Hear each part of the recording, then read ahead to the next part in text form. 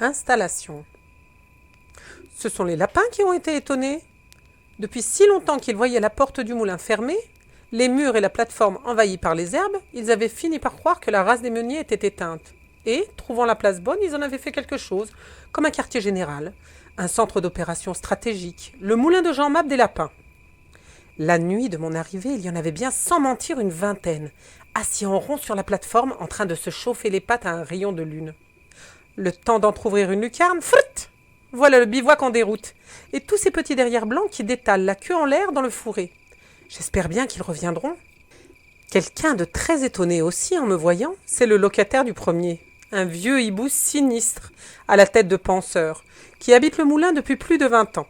Je l'ai trouvé dans la chambre du haut, immobile et droit sur l'arbre de couche, au milieu des plâtras, des tuiles tombées.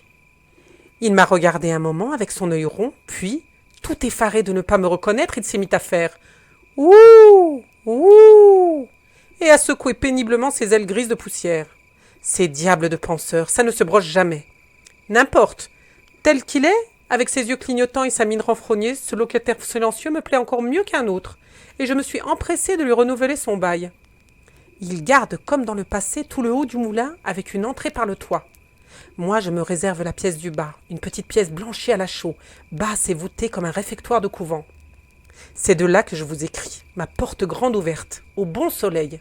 Un joli bois de pin, tout étincelant de lumière, dégringole devant moi, jusqu'au bas de la côte. À l'horizon, les Alpilles découpent leurs crêtes fines. Pas de bruit.